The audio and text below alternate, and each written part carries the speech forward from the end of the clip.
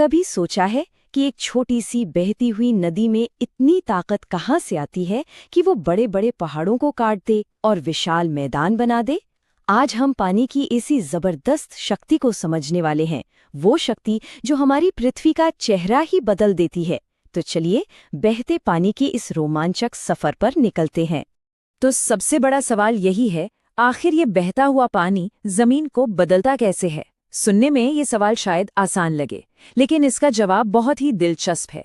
ये हमें एक नदी की पूरी जिंदगी की कहानी सुनाएगा, उसके जन्म से लेकर समंदर में मिलने तक। तो ठीक है, इस कहानी को शुरू करते हैं। देखिए, अपनी पूरी यात्रा में एक नदी असल में सिर्फ 3 काम करती है, और यकीन मानिए यही 3 काम सब कुछ बदल देते हैं। ये 3 काम है। पहला है कटाव, मतलब जमीन को काटना, उसे तराशना। दूसरा काम है परिवहन, यानी जो भी मलबा काटा है उसे एक जगह से उठाकर दूसरी जगह ले जाना। और तीसरा अवसाधन, यानी उस मलबे को कहीं और जमा कर देना, एक नई जगह पर बिछा देना। और सबसे कमाल की बात तो ये है कि बस यही 3 आसान सी प्रक्रियाएं मिलकर वो सारी अद्भुत आकृतियां बनाती हैं जो हम नदियों के आसपास देखते हैं।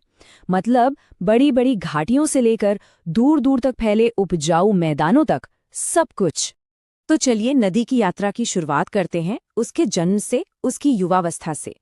ये कहानी शुरू होती है ऊंचे ऊंचे पहाड़ों की चोटियों पर, जहां एक नई नवेली नदी पूरे जोश और ताकत से भरी होती है।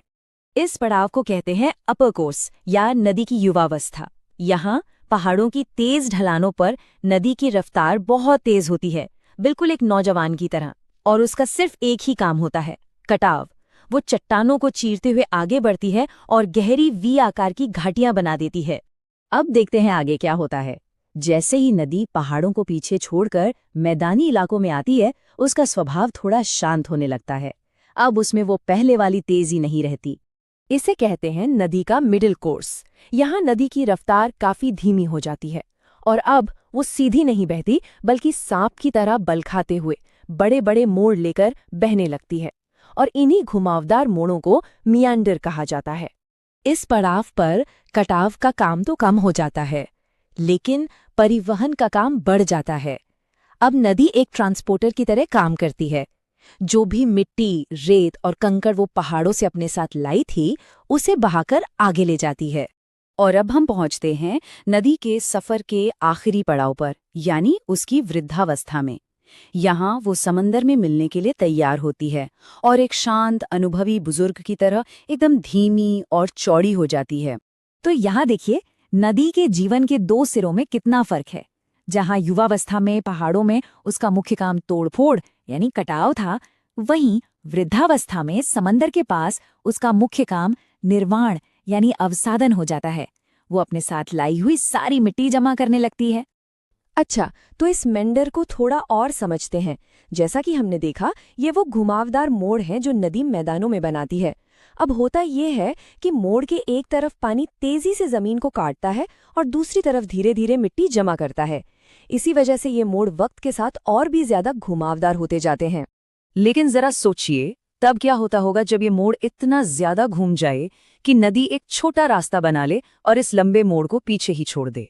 तब बनती है एक ऑक्सबो लेक, जिसे चापाकार झील भी कहते हैं।